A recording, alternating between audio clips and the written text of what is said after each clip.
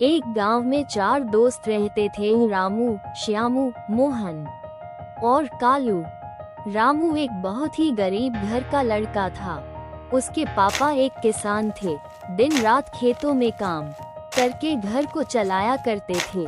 श्यामू के घर की हालत कुछ खास ठीक नहीं थी, पर उसके पास इतना था कि वो 2 वक्त का खाना खा सकता था। उसके पापा एक किसान थे, पर श्यामू के पास अपनी भी कुछ जमीनें थी, जिनमें दिन रात उसके पापा काम करके घर को चलाया करते थे। मोहन भी एक सामान्य घर से आया करता था। उसके पास खाने पीने के लिए पर्याप्त खाना और भोजन था। इन चारों में सबसे ज्यादा अमीर कालू था। कालू के पापा एक बहुत ही बड़े व्यापारी थे।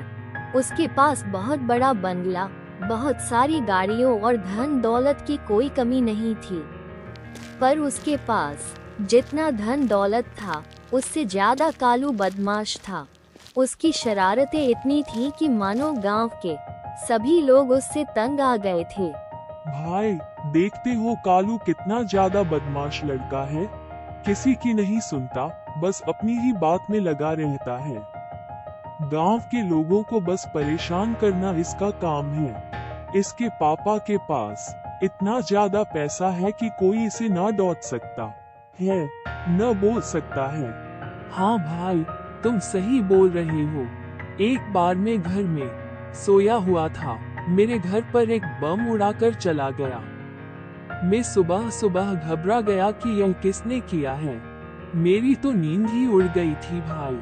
हाँ भाई, तुम सही बोल रहे हो। एक बार मैं साइकिल से जा रहा था, न जाने वो बदमाश कहाँ बैठा हुआ था। मुझे इतनी जोर से पत्थर से मारा कि मेरा तो सर ही फट गया। हाँ भाई, उसकी शरारतों को देखकर तो हमें डर लगता है कि हमारे बच्चे उसके साथ बिगड़ न जाए। अरे भाई, मैंने तो सुना है कि तुम्हारा बेटा मोहन उसी कालू के साथ में रहता है। नहीं भाई, ऐसा नहीं है। मेरा बेटा तो बोलता है कि वह रामू और श्यामू के साथ में रहता है, उस कलुआ के साथ में नहीं रहता। नहीं भाई, वो तुमसे झूठ बोलता है।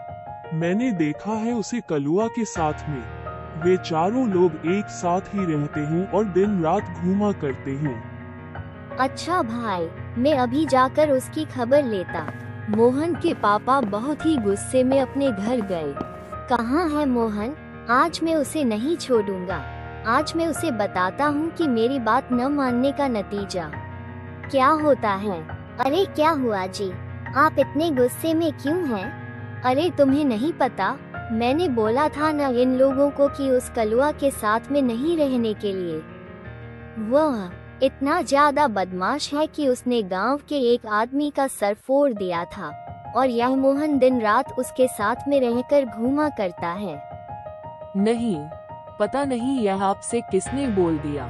मैं उसके साथ नहीं रहता, मैं तो उस रामू और श्यामू के साथ रहता हूँ। अच्छा, झूठ बोलता है।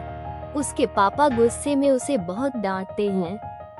अगर तुम इसके बाद से उसके साथ में रहोगे तो तुम देख लेना।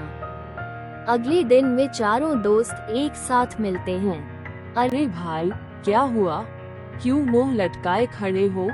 अरे भाई, क्या बताऊं?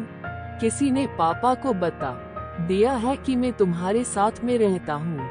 पापा गुस्से में मुझे बहुत मारे हैं और मना भी किए हैं कि तुम्हारे साथ नहीं रहने के लिए। आखिर उनको बताया किसने कि मैं तुम्हारे साथ में रहता हूँ?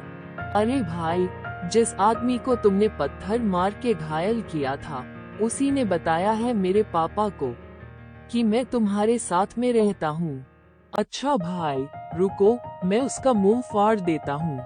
इस बार तो ऐसा फाड़ दूंगा कि वो किसी से बोलने लायक नहीं बचेगा। अरे भाई, जाने दो। अगर वो तुमसे कुछ बोलेगा तो उसकी पिटाई कर दी जाएगी। भाई, तुम बोलो तो मैं तुम्हारे पापा को भी फोड़ सकता हूँ। मेरे पापा हैं वो, उनके बारे में ऐसे मत बोलो। अरे भैया, सब छोड़ो और चलो, हम लोग कहीं घूमने चलते हैं। ठीक है भाई, ठीक है, चलो कहीं घूमने चलते हैं। फिर वे सभी एक घने जंगल में घूमने के लिए चल दिए। उनके मम्मी पापा ने उन्हें उस जंगल में जाने के लिए मना किया हुआ था, क्योंकि उस जंगल में बहुत ही खतरनाक जानवर रहते थे। पर ये लोग कालू के साथ मिलकर अपने घर वालों की बात नहीं माने और धीरे धीरे वे लोग बहुत ही घने जंगल में जाते रहे। एक जगह पर रुककर कालू बोला, भाई देखो कितनी शांति है और कितना अच्छा लग रहा है यहाँ आकर। हाँ भाई, तुम सही बोल रहे हो, यहाँ पर तो बहुत ही शांति है और यहाँ आकर मजा भी आ रहा है। हम लोग एक काम करते हैं, हम लोग यहीं से लौट जाते हैं। मैंने सुना है कि आगे बहुत ही खतरनाक जानवर और चुड़ैल भी रहती हैं। रामू ने कहा, अरे भाई, ये भूत वगैरह कुछ नहीं होता है, सब झूठ बोलते हैं। हम लोग तो आज जंगल के बीचों बीच घूमने आएंगे। अगर कोई जानवर भी आएगा तो हम लोग पेड़ पर चढ़ जाएंगे। हम सभी को पेड़ पर चढ़ना तो आता ही है। फिर वे सभी धीरे धीरे करके आगे बढ़ने लगे। वे लोग जैसे ही आगे बढ़े, बहुत ही अजीब आवाजें आने लगी, जैसे कोई मदद मांग रहा हो, और कभी कभी तो रोने की भी आवाज आने लगी थी। तभी रामू को डर लगने लगा। भाई, हम लोग घर चलते हैं। मेरे पापा बोले थे कि कहीं घूमने मत जाना। अरे देखो भाई देखो, ये तो डर गया, डरपोक रामू कहीं का। नहीं भाई, मैं डरा नहीं हूँ, मैं तो बस बोल रहा था कि चला जाए घर। रामू ने कहा। हाँ तो ठीक है, चलो आगे, कालू ने कहा। फिर वे सभी धीरे धीरे करके आगे बढ़ने लगे। धीरे धीरे करके वे लोग बहुत ही घने जंगल में पहुँचे। सामने उन लोगों को एक बहुत ही बड़ी गुफा दिखी। सभी ने उसमें जाने का विचार किया और धीरे धीरे डरते हुए वे लोग गुफा के अंदर चले गए। गुफा के अंदर गए तो उन लोगों ने देखा कि उसमें बहुत ही प्राचीन मूर्तियां थीं और उन्होंने देखा कि मानव कंकाल की बहुत सारी हड्डियां पड़ी हुई थी।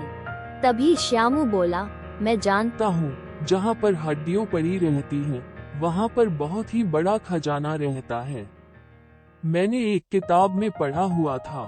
धीरे धीरे करके वे लोग गुफा के बहुत ही अंदर चले गए। गुफा के अंदर जाते ही उन लोगों को एक बहुत ही विशाल चुड़ैल दिखाई दी।